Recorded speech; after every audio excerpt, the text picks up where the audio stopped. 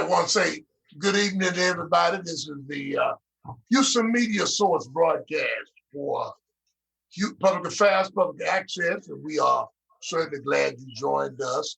Hopefully we'll have some other guests come in a little bit later on, but right now we got a qualitative panel of individuals. We're dealing with this new year, new decade, 2021.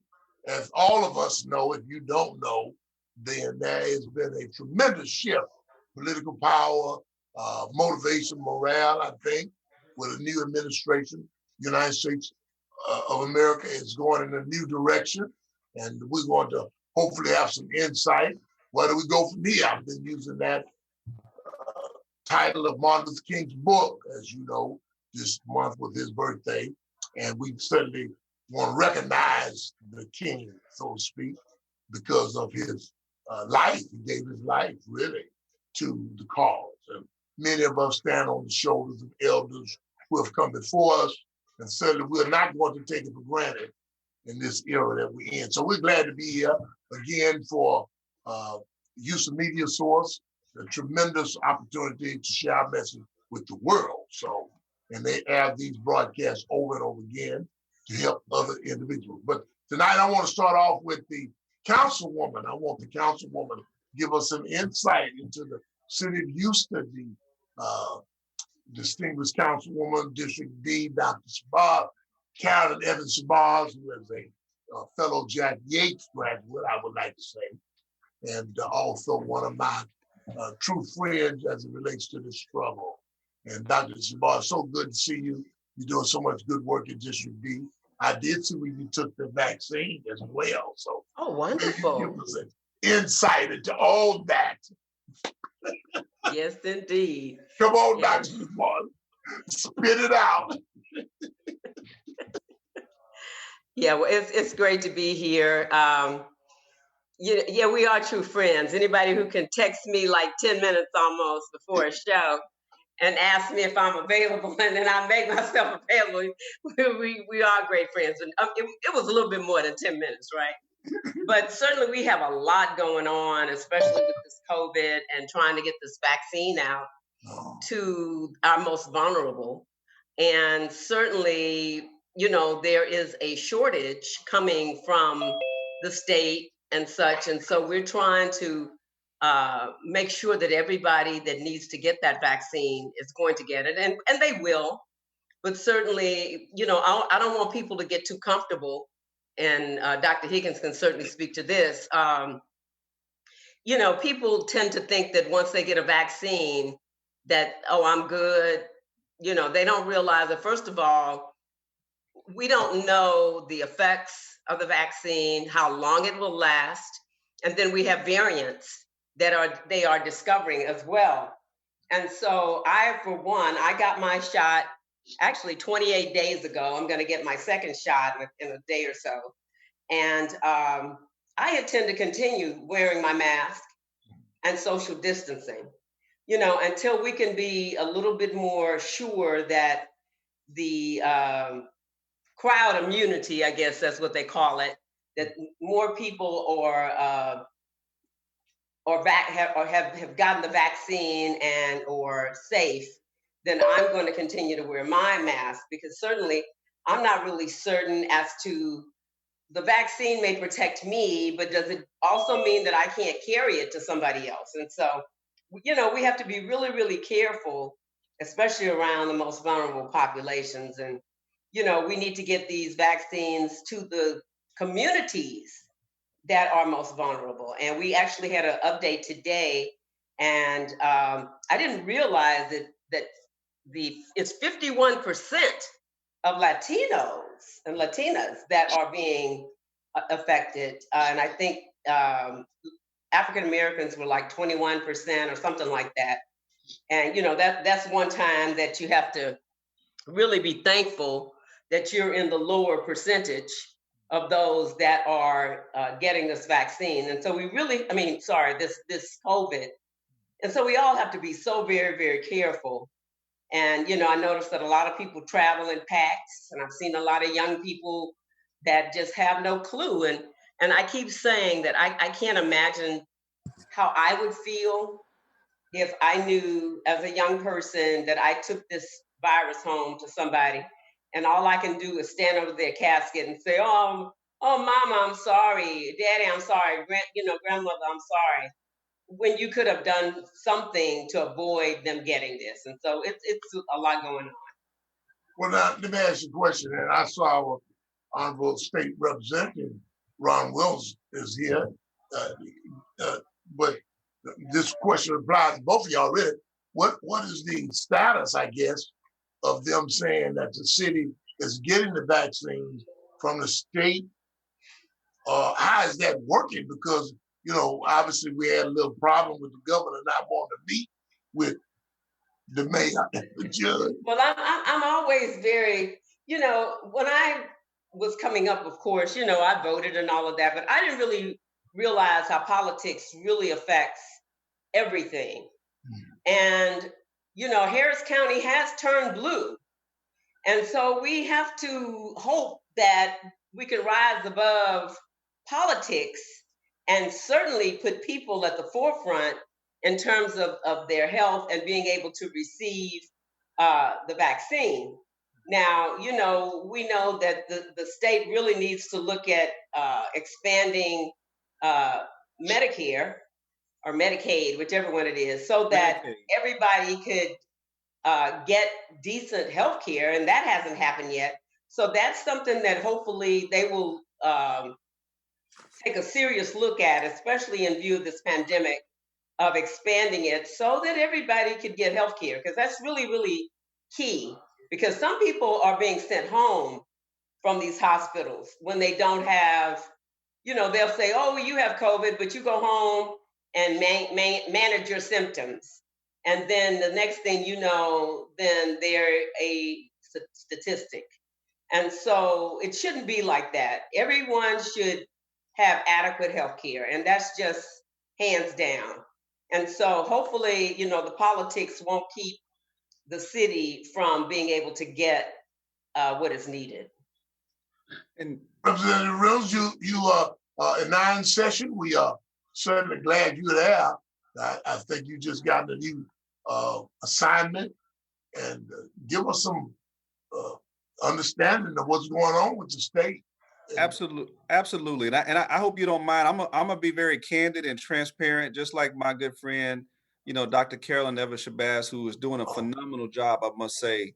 I'm glad to see my own frat brother, my good friend, and Dr. Napoleon Higgins on here. I'm happy to see that because mental health is at a premium, if it ever was, with COVID. And so let me just say this: it is a fact that the state of Texas has not done a adequate job when it comes to the vaccine rollout. And let me preface it by saying that Texas now has an astonishing 2.3 million confirmed cases of COVID-19 and 36,000 deaths, and that number is climbing. Okay, where I'm at, Fort Bend has almost 50,000 confirmed cases and nearly 500 deaths in the communities that I serve. So the vaccine rollout has been very slow and frustrating. I was with the governor's people just yesterday talking about what can we do and how is this going to be different. So let me just tell you right now, Texas has had about 4 million vaccines allocated so far. Only 1.9 million vaccines have been given to Texans, and that includes the first shot and those who are fully vaccinated with the second shot. Currently, Texas has about 2 million doses that have not been allocated to counties to vaccinate. So that is an abysmal disappointment. The Trump administration certainly is a large part of that problem, but I'm very happy to report that under the Biden administration, they have a robust plan that they're already increasing. In fact, just 2 days ago, there were an additional 200 million doses of the vaccine, 100 million doses of Pfizer, and 100 million from Moderna. And just recently, Johnson and Johnson, they have a one-shot vaccine, and they're about to seek emergency use through the CDC the first or second week in March. the preliminary evidence is strong and looks like they're going to get approval. And that means that we're going to have a great opportunity within the next several months to have hundreds of millions of vaccines for distribution. Now, also the production in Texas is going up starting next week. So starting next week, you can expect to see Harris County and the city of Houston start to receive more and more doses. Now, here is the caveat to some of this. What the state is going to be doing is rewarding the counties that are doing it the best with more vaccines. So if Brazoria County or Fort Bend or Harris or Montgomery, Galveston, if they're doing a great job, then they're going to give them more and more vaccines to distribute. Now, maybe some people will have to travel, but if a county is not doing a robust job, then they're going to not give them they're not going to just not give them any, but they're going to give them a limited amount because these vaccines have a shelf life. And Dr. Higgins can kind of go into that, but they say they have to be used in a certain period of time or else they go bad. You have to have the proper storage and all those things. So the bottom line is that we have to make sure that underserved communities get the vaccines. I've been working with Congresswoman Sheila Jackson Lee and Senator Boris Miles to make sure that the African American community, who's been disproportionately impacted by COVID, Black and brown people have died from COVID more than anybody else. Okay. And Dr. Shabazz is right. Texas, unfortunately, leads the nation in the number of uninsured. We're number one. We're one of only 12 states that has not expanded Medicaid. And I have a bill filed that I hope the state will take up to expand Medicaid or to have a constitutional amendment to allow the voters. I believe if we put that on a constitutional referendum for a ballot, I believe it will pass overwhelmingly.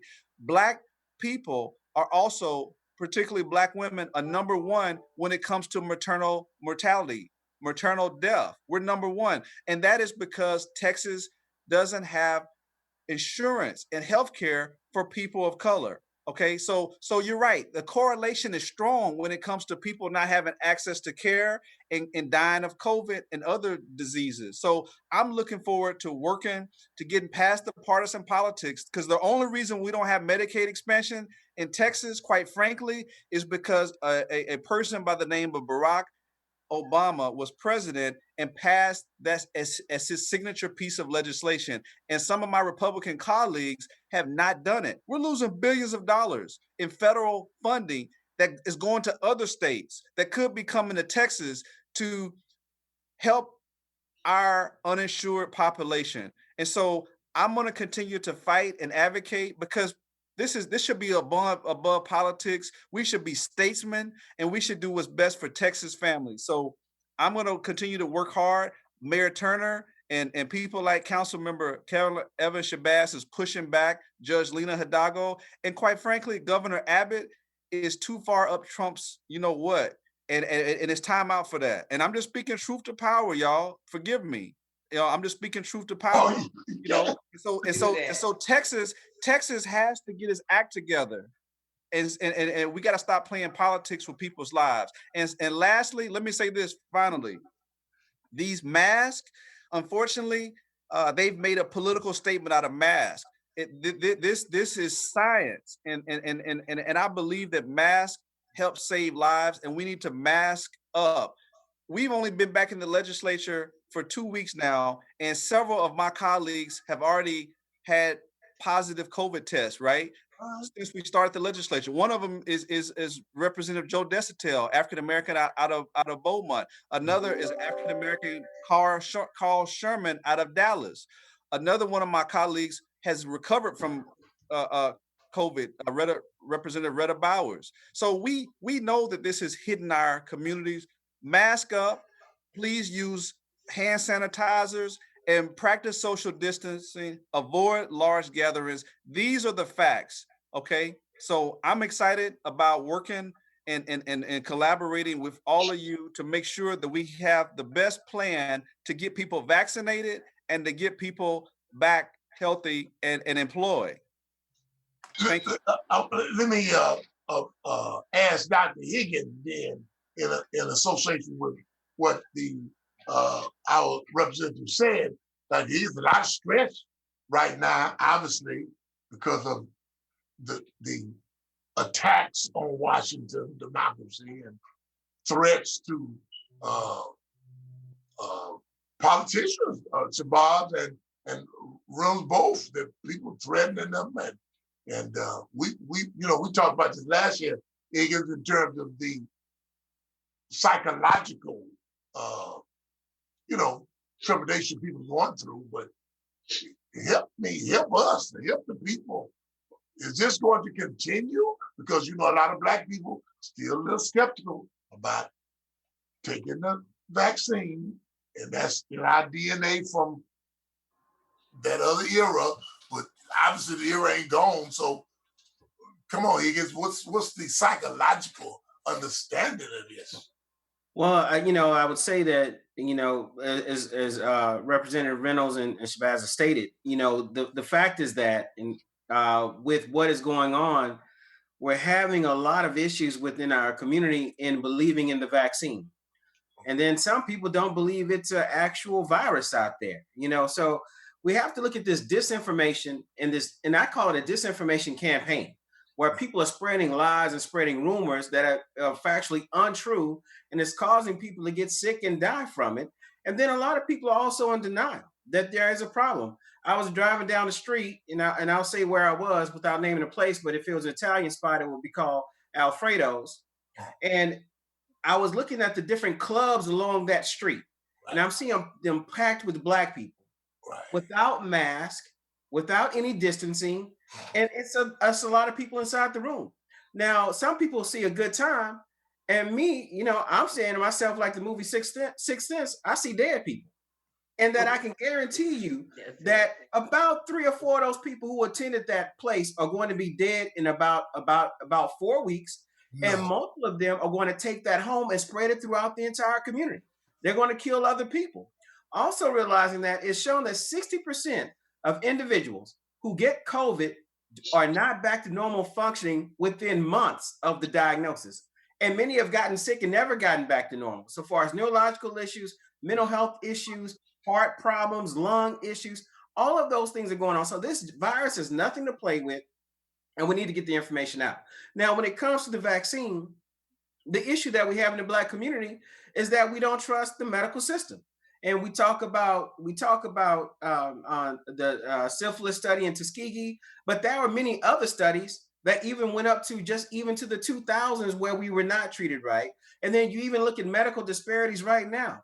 And that essentially, if they especially with everything being electronic, they can see that outcomes are worse, sadly, for Black people, even if you present with the same symptoms and have the same resources to get the help. So there is truth to the fear. But I would tell my folk is this: our issue with losses is because we didn't get to receive. All right. So essentially, we didn't receive the adequate medical care. So therefore, we were more likely to get sick and ill. This vaccine is out there, and we need to push to receive the vaccine and not run away from it. Because I highly question where some of this information comes from, where our people lose out and die because of this mass misinformation. I received, messages that the vaccine has a marker for 666. The vaccine has an electronic chip in it that tracks Black people and where they go. All kind of ridiculousness. And I hear, if that's a word, and I hear it and receive it from well-educated people. But the problem with that type of talk is that so many people say it to the point that we actually start to believe it because it says so many other places. So understand this: vaccines are nothing new. And when I say nothing new about vaccines, and viruses aren't any new. They've been here before humankind, and hopefully we'll survive it. And I know we will, because we've survived all the other viruses. Viruses and pandemics are in the Bible, and they talk about how to get through them. Why do you think that when you go into communion, they put on white gloves and cover all the communion stuff with white sheet, and the ladies put on the white hats to show that they're clean? So it's showing that this is trying to prevent community spread of an illness. This is something that has been with us, even in Africa, where if a person, herd immunity with animals and livestock where one is sick, you take a little blood from this one and you prick the other ones just so they can be introduced and their body can respond with an immune system response so that they don't get sick as well. This is old science. This is not new science. Now with this vaccine, it's called an mRNA vaccine, where they're going not after the DNA, but the mRNA, which is messenger RNA, which reads out what the DNA should be. So by going to the mRNA, you're trying to get to the point where you're able to recognize the vaccine even earlier, quicker, faster, and you can recognize its variants, which is something that we've seen. This is new technology, but it's great that this has come out. It's been out for about 7 years, realizing that by the time you see something put in humans over, over the last 7 years, that means it came out really about 20, 30 years ago, that they've been working on this technology for a while. But now we're able to mass reproduce. And people say, well, I don't trust anything that comes out that fast. Well, I tell you this much. This computer that I'm on right now works a lot faster than the computer I had 20 years ago. All right. This is not an Apple or this is not a Commodore 64 that I'm talking to you through. So technology does enhance our ability to make decisions faster, to get information out faster, and to get the vaccine out faster. And I would tell people, go and get the vaccine, because the fact is this: 1 in 60 people in the population have this virus, which means that you're crossing paths with people all the time, in and out, all the time. Either you're waiting to get the vaccine or you're waiting to get the virus. At this point, it's so prevalent in the population that you don't have an option. And I would say this: they're thinking that there may have been one person who's died from the actual vaccine. So I got to be truthful about it. It's about one person in about 3 million. You get this virus, it's 1 in 64 chance of death. 1 in 64, and 6 out of 10 who get the virus will have long-lasting symptoms, as for right now, that may last for your entire life. All right. So I got the shot. I got a little soreness, had a little achy feeling for about 2 days. That funny, on the last day, on that second day, as the day went on, I felt better and better and better. Woke up the next morning like, what vaccine? So the fact is that this vaccine is very tolerable. It's questionable if that person even passed away from the vaccine, but it is highly known that people die from this virus, and it's deadly, it's serious, and it kills people. And I'll say this last thing: I knew of a young woman who went home to visit her family before going back for Thanksgiving to visit with her in-laws. You're supposed to go home, visit, go right back. She came home, went to the hookah bar. All right. Now, hookah bar is that you're inhaling deeply and blowing out. And it was just going to be a quick visit to visit with her friend, her longtime childhood friend. You go back and you kill people at the small gathering at the Thanksgiving. Most of them got sick, and your mother-in-law dies. No. Realizing that is not anything good about that in a relationship, in a marriage, or in a family, because you had to sneak out for a little bit. Well, what I would say to people is this: go and hide yourselves for a little while. Go inside your resting place. Focus on you. Meditate. Work on your next move. Maybe get some more education, whatever it may be, so that we can get back to normal. And we can if everybody does their part, because we've done it before. The question is, are you going to last long enough to make it to the other side? Or will somebody accidentally infect you who you just passed by at the grocery store or something of that sort? So we've got to do our part.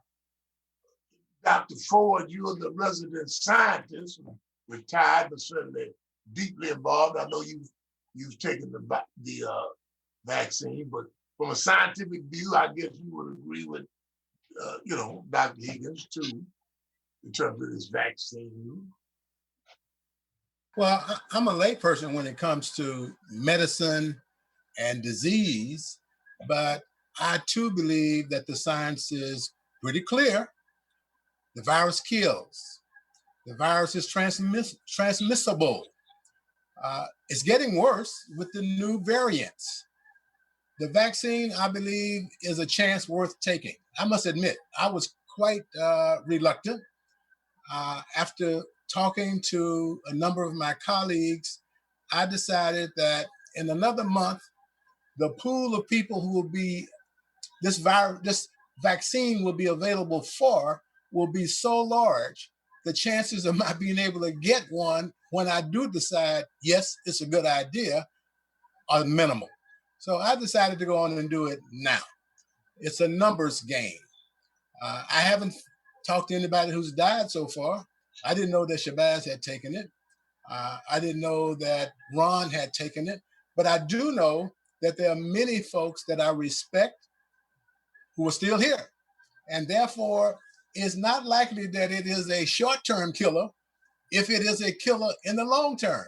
So I'm taking my chances. Thank God. By the way, I just came back from Tanzania. By the way, nobody there wears a mask. Say Tanzania, that again, Dr. Ford. no one wears a mask. When you walk out of the airport, there's a sign that says, deposit your mask here. No, and where was this at? Tanzania, East Africa. East Africa. East Africa. Wow. I spent 38 days there and didn't see a mask. No. Nowhere. Until I was ready to get back on the airplane where I had the mask up and shield up. So this is an interesting disease that I believe is still elusive. Scientists and medical professionals are still puzzled by this virus. It is something that we have never experienced. So we're all taking a chance, even going outside. And I limit the amount of outsideness I do these days. But I do believe that we have to be erring now on the side of caution. And I believe that's what I did when I decided to get the vaccine. It's awful hard to get now. So I think if you're going to do it, you need to move now, Carl. That's a good segue. Reverend Matthews, I know you as the Youth Minister Against Crime program coordinator and deeply involved. What's your view in terms of where you are with this vaccine? I know we promoted it, but what's the thought process from HY? Thank you. My thought process is, it has two perspectives, bitter and sweet. The sweet aspect of it is, I think I can appreciate it to the degree that COVID has really exposed the healthcare disparity that already exists prior to it. We've been on the battlefield, beating the drum, saying Texas being 49th, 50th state in healthcare delivery system. Period. Working very diligently to make the appeal toward the healthcare community through community health workers to have that relationship and embrace the faith community and other social grassroots organizations so that we would be the conduit to give information out and educate and empower our community to address those chronic problems that exist in our community, from high blood pressure, diabetes, mental illness, heart disease, you name it. The minority community leads in these areas. Got it. That's the sweet part aspect of it, that is exposing the disparity that already exists. The bitter aspect of it is, so many people have lost their lives due to the application of responsibilities from the healthcare, CDC, Washington, and dropping the ball and disseminating the proper information, as Dr. Higgins has alluded to, because many of us heard initially that Black people was not being affected by it, would be affected by it. It was other ethnic groups that would be affected. That's what we heard first. And we come to find out how ludicrous that was, right, and how untrue it was. Well, I'm not speaking from a hypothetical standpoint. I say thank you to my beloved sister, Dr. Councilwoman Sabaz, who just issued a resolution for my son's mom, who just transitioned as a result of being impacted by COVID-19. Now, it doesn't negate the fact that she had a underlying chronic pulmonary issue, right? And we don't know how it was transmitted. If I gave it to my son gave it to his mom gave it to him, he gave it to me. We don't know how that happened, because COVID don't have a face, just like any other disease, HIV and AIDS and etc. It doesn't have a face. Even me being impacted by it, I suffered none of those symptoms. However, I think I still have some more of the residue than I did when I actually was diagnosed with being positive. Just the other day, I was in a meeting and I kind of dealt with a little chill, right? Every now and then, I may have a little cough spell. And so it constantly have me going to centers to get tested. And thank God I've been tested negative and what have you. But death is a reality and it has huge impact. And I can just speak again from experience. You know, my son is having a difficult time making a transition of accepting the finality of the loss of his mother, who he's known for 29 years. And now we're together, he's with me, and he and I are bonding, and I'm walking beside him to encourage him and lift him up and empower him to help him understand that death is preeminent, it's a part of life. But you know, Gilmore, we talk about the difference between mental illness and evil. And I just go on record to say that if this is a man-made, that's part of the conspiracy theory, or someone was in the lab who not knowing what they were doing, experimenting, and this seeped into the community, our global atmosphere, and people that's evil. It's evil if even if it's being promoted to generate more revenue, so that the pharmaceuticals or other industries who are of interest would have the benefit of capital gain at the expense of loss of life. Now, if you don't have a strong support base like my son does, others who've been impacted by the loss of a loved one, the mental aspect of it is it's going to be trauma, which exacerbates anger, which exacerbates I don't give a damn, and will take it to the street and affect anybody that's in their way. And so, you know, these are the kind of residual ripple effects that we're going to be encountering in our community if we don't do anything about it. So, you know, my leaders, Ron Williams, I don't know where he is. Sabah, she's, you know, her leadership has been there, and others. Listen, we look to you guys to give us the information. And my recommendation is please embrace the faith community so that we can be that catalyst to disseminate information to the community. And then I'm sorry that other colleagues are not here that were supposed to be able to do the Bible study, they weren't able to make it. But my appeal on behalf of HMAC is that we want to be a part of this, and there's no room for the political game to be played. Now, the other thing that I believe that's going to create change, I think is going to have to start from the bottom up and not the top down. Georgia displayed that with their votes, going to the poll and making the change of getting the appropriate leadership in place for things to happen. So I think that same strategy, that same effect, cause and effect, is going to be required even in Texas and other states. That we got to create a synergy and an energy of boots on the ground, a grassroots effort to disseminate information, and we have to start taking responsibility, because you're right.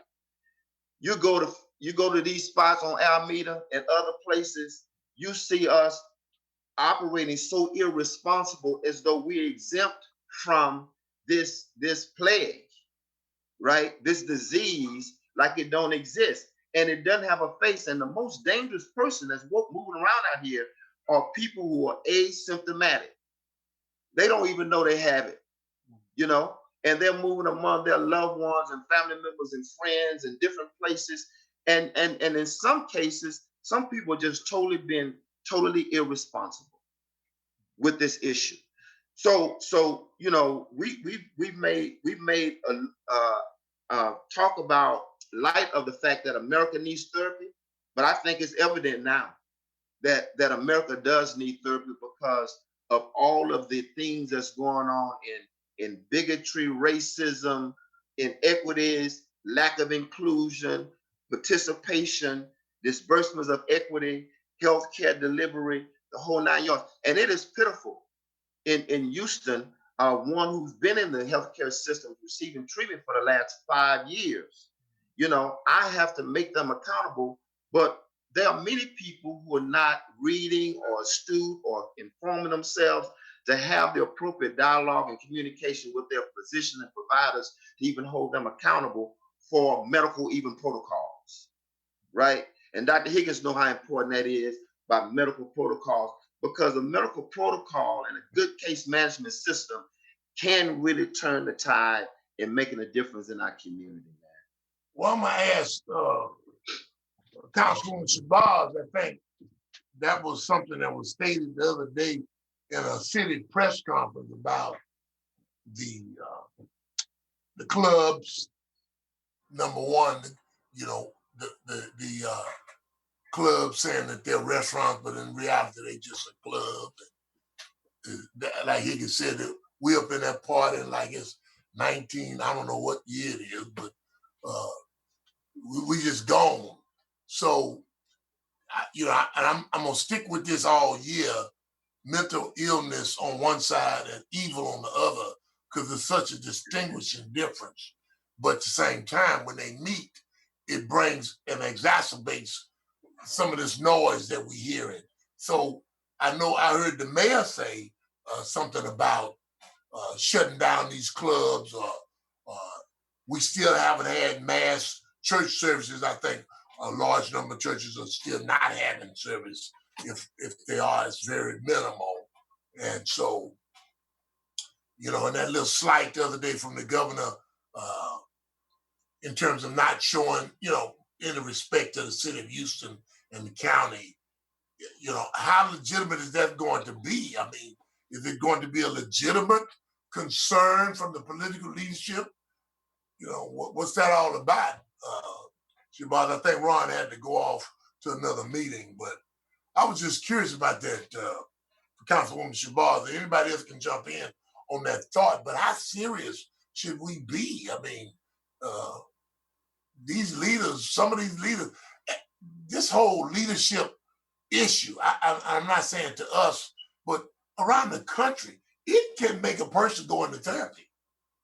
People running around and talking about the election, you know, wasn't, you know, I mean, people still doing that today. And these people supposed to have sense. Shabazz, help me with this now. Somebody need to help me. I really can't help you with it because it boggles my mind, right?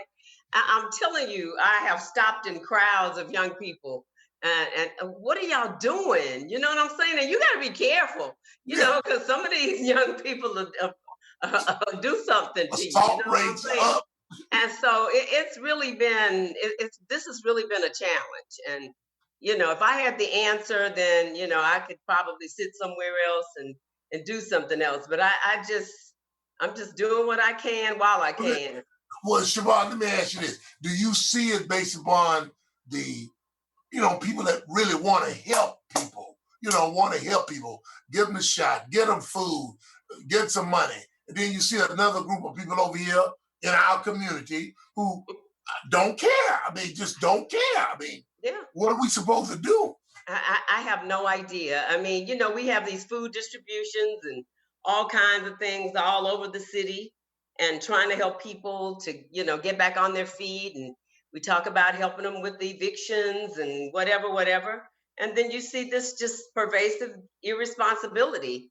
I don't know if it's if you think you're invincible or what the case may be, but it's really, really, you know, it boggles my mind how you know you if it's not for you it could be for your family and you we claim that we love our families and you know that's my boo and all of this kind of stuff but yet we're very irresponsible and I don't think they understand it's just like the common cold you don't know if you're going to catch a cold from somebody but this is more deadly and you still not taking the necessary precautions that you need to take and that boggles my mind.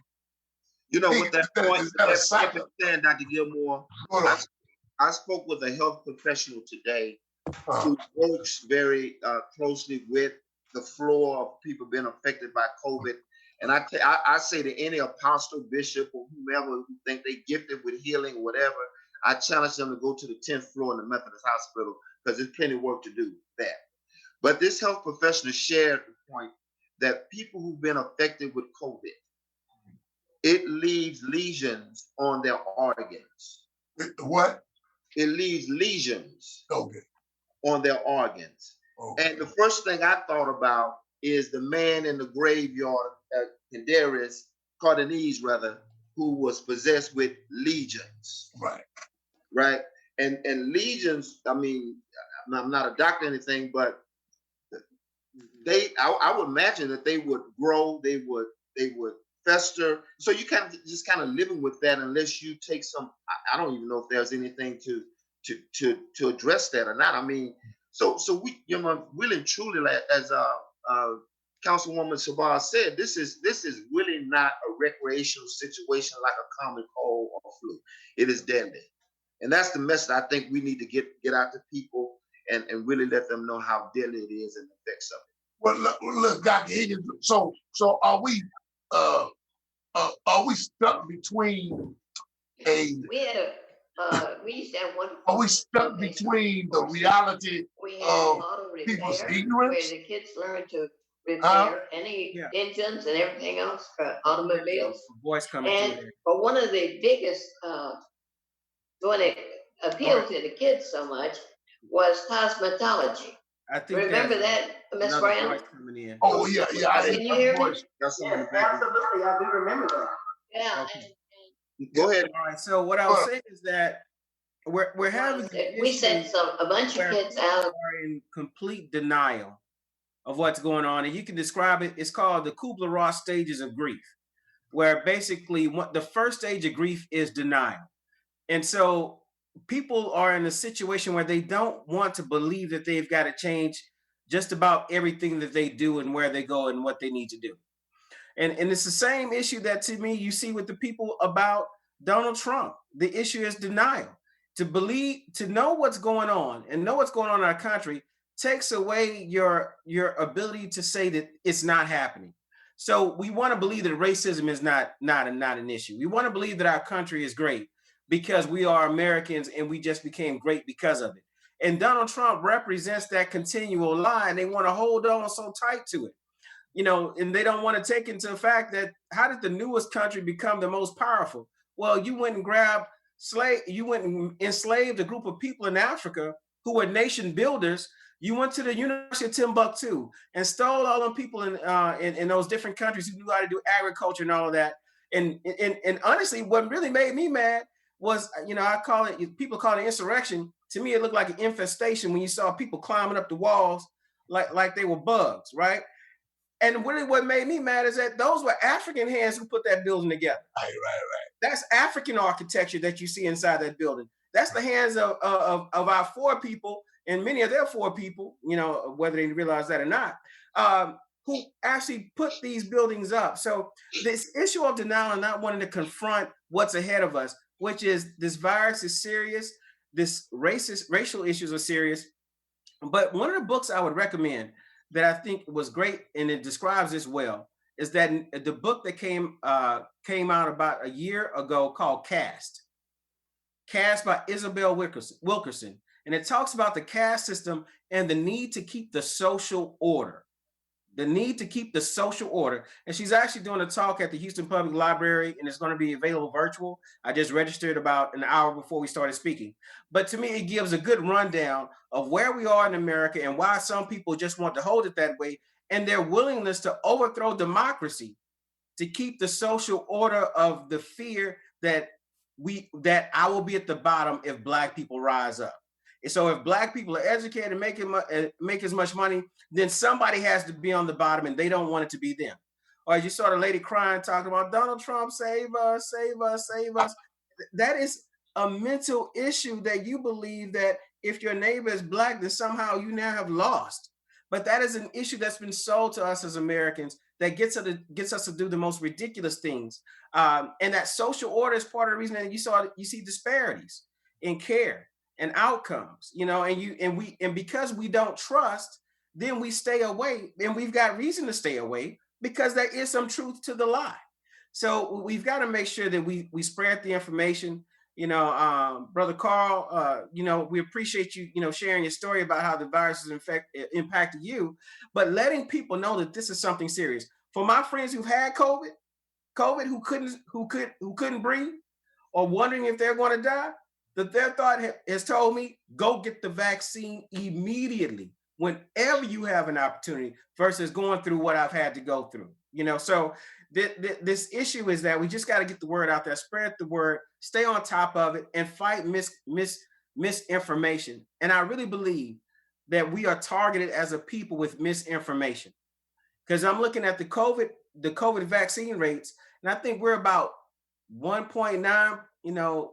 It's like 1.9% of blacks have been vaccinated versus 4.2% of whites, and it's a lot more whites than there are blacks, and we're impacted more in our communities than they are in theirs, and we're not getting vaccinated at the same rate as we are in as our percentage in the population. And that's because there's a disinformation campaign that it's hard for me to believe that it spreads so easily. I remember when we first started this, how as Reverend Carl just talked about, was how they said we couldn't get the virus. Like, blacks are some kind of different kind of human where we fight viruses off. You know what I mean? And honestly, when you look at historical record, you saw the same thing with the Spanish flu. They said the same stuff with typhoid fever. Blacks can't get sick, so we need to send the black nurses to go take care of the white patients. And then next thing you know, it exploded in the black community. With the Spanish flu, black doctors said, well, we didn't know if we had the Spanish flu simply because nobody came out here and checked us. We didn't get no checks for Spanish flu. Nobody collected our data about that. So we have to understand that we have to be informed, but we've got to make sure we continue to push and get the information out, because it saves lives. If you can, if this conversation is listened to by 500, 1,000, or 2,500 people, if we can get 4 or 5 of that 1,000 to understand what's going on, then that's 4 or 5 people of that group who can spread the information further and further and further. And it's important for us to look out for those who are willing to listen, because we're speaking to the crowd. Hopefully we can get the whole crowd, but it's worth it to get that 2 or 3 or 4 or 5 more people to be able to keep themselves and their families safe, because this thing is real. Well, I know, Dr. Ford, you had just mentioned you've gone to East Africa and there's no virus. I mean, but you've taken the shot. Obviously, you've taken the shot. So, Of course. I know you must be a little perplexed there. No, nobody can explain how it is that a country next door to another country, that if you go to Uganda right now or to Kenya, they have an explosion of COVID in their societies. You walk across the border into Tanzania, and I can't explain it, and nobody's wearing a mask. There doesn't appear to be anybody dying. I must admit, the government is not very willing to share data. But when I ask the question, how can this be? The answer I get is this. The president, who was reelected in October, this was back in March, decided to have everybody in the country to pray for 3 days. Now, this is a country that's 50% Muslim and 50% Christian. Everybody was let go from their jobs, from school, and they prayed for 3 days. At the end of the 3 days, the president declared the country virus-free. And since then, there are no restrictions on anything. Everybody is carrying on as if we're in a pre-pandemic era, and nothing is seemingly going wrong. Now, obviously, Western countries are not willing to give any credibility or credence to what's happening in that one country, because if you look at South Africa, you have exactly the opposite, where people are falling down and dying like flies. And their variant of the flu, of this disease, is said to be even more dangerous than the one from the United Kingdom and from Brazil. So I can't explain it, but I did want to say this. The question that I ask is, who do Black people respect to the extent that they would follow that person's lead? We made the assumption that if we have movie stars and politicians to go on TV showing that they've been vaccinated, that is going to encourage African Americans to accept the vaccine. I don't know if that's true. And given the data that Dr. Higgins just shared, obviously we haven't succeeded in convincing most Black folks that this is something that they should do. So the question becomes, who would they respond to?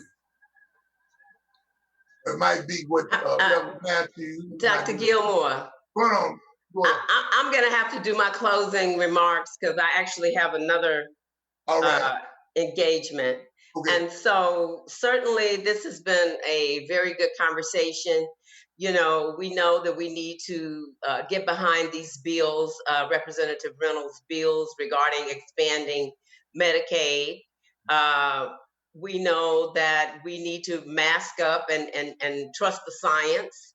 And, you know, just hopefully the herd immunity, I call it crowd immunity the first time, herd immunity will kick in, because I think we're in this longer than certainly longer than we anticipated. And I think we'll be in it longer than we like, but we can come through this if we practice those things that have been placed before us. But I'm going to have to move to this other meeting, and it's always a pleasure to be in your presence. And again, my condolences to you, Reverend Matthews, and your son. And, you know, we just have to stay prayed up and know who's in control. So thank you so very much for this. Thank you, Councilwoman. We'll be seeing you on the battlefield with a mask on. I'll be with a mask. You're really right. Okay. Thank you very much. All right, thank you. Well, that leads me to the thought, Dr. Higgins, and similar to what Matthew was saying in terms of a family member of people going. He's going to fur all the time. What would you? But we need to get him involved in what trying to you change say? some of the policies. The question was with a family member. You went mute. You went mute there. Gilmore, Dr. Gilmore, you went mute on me. I can't hear you. But you know what I would say is, Go on. It's important for us to be leaders in our families, Right? You know, and trying to make sure that we're doing our part. Right. I know I have a very communal family. We love to get together and hug, and we cook, and I fire up the pit, or I go over to my sister's house, and we throw down. You know what I mean? We know how to put it in, with some good eating. But right now is not the time to do that, and we've got to be smart about that. But what I would tell people, I describe what's going on. This virus is like a viral video, all right? That's where the viral video comes from. I receive it, all right, and and from there I spread it to other people. Right. I put it on my Facebook page, or I put it on Twitter. I send it on an email or an instant messenger or something like that. So I get it and I receive it, and I thought it was funny, and I share it with my friends. And then my friends share with their friends, and their friends share with their friends. So the only way to stop the virus is when it comes to me, that I delete it. I delete the video. All right. So I kill the virus myself, or I keep it to myself so that it does not spread to other people. And I would say this about communities that don't have it, because there are a lot of communities, even around the area, who haven't seen a big spread of this virus. Well, the thing is that if we are in a situation where we're not as close to one another, then we're not sharing it with one another. But you're going to see it in places where you have a denser population.